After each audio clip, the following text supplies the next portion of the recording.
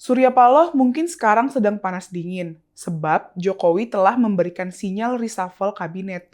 Jokowi memang belum menjelaskan dengan bahasa yang lugas, tapi sudah memberikan kode soal adanya reshuffle kabinet itu. Ada dua alasan kenapa menteri-menteri dari Nasdem layak didepak dari istana. Pertama, karena alasan kinerja yang tidak bagus.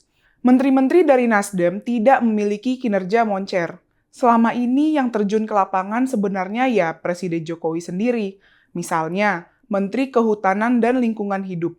Selama ini yang memberikan instruksi langsung adalah Jokowi. Artinya, menterinya tidak memiliki strategi mandiri. Yang ada adalah hanya melaksanakan petunjuk dari Jokowi. Menteri memang harus tegak lurus ke presiden, tapi seorang menteri juga harus punya visi dan konsep kerja sendiri. Sebab apa yang digariskan presiden hanya dalam visi besar saja. Menteri yang kreatif akan menyodorkan wacana dan visi alternatif. Karena sebagai orang lapangan, menteri melihat langsung fakta sebenarnya. Dia tahu yang terbaik yang bisa dilakukan. Selanjutnya, Menteri Pertanian yang dianggap tidak peka. Menteri ini dikenal dengan hobi impornya. Sebelumnya, Ketua DPP PDI Perjuangan Jarod Saiful Hidayat meminta Jokowi untuk mengevaluasi menteri dari Nasdem, terutama Menteri Pertanian Syahrul Yassin Limpo. Jarod menyinggung masalah impor beras. Di tengah digemborkan swasembada beras, malah harga beras naik. Saat musim panen dan harga beras naik, justru ada impor.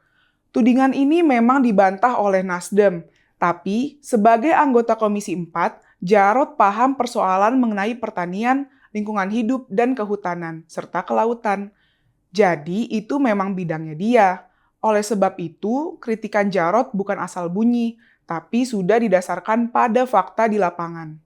Menteri Nasdem yang lain adalah Kominfo Johnny G. Plate. Johnny ini sedang mengalami persoalan hukum tentang kejaksaan, sebab kasus Tower BTS yang mengindikasikan adanya penyelewengan dengan nilai proyek sebesar 28,3 triliun rupiah.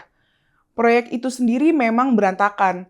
Ada kontraktor yang menyegel tower karena belum dibayar. Itu menunjukkan menterinya tidak memahami proses pengawasan, sehingga terjadi banyak masalah di lapangan. Menteri yang peka akan memahami sebuah proyek sejak masih di atas kertas. Itulah gunanya tenaga ahli dan para konsultan. Menteri tidak boleh ongkang-ongkang kaki, apalagi malah sibuk berkampanye untuk Anies Baswedan.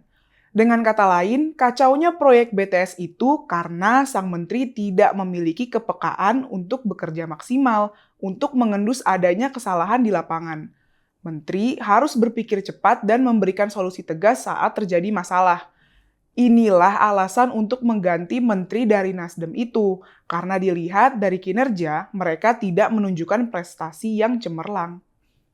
Kemudian alasan kedua karena masalah politik. Jika diukur dari politik, Nasdem dengan sengaja telah membangkang karena mendeklarasikan antitesis Jokowi sebagai capres.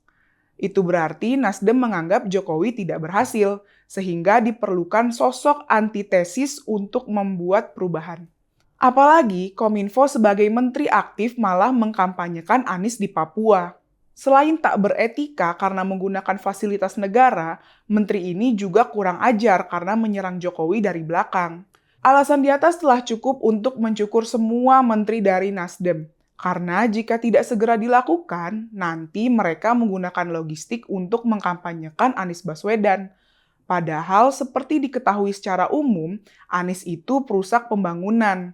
Apa yang dibangun Jokowi dan Ahok di Jakarta malah diacak-acak olehnya.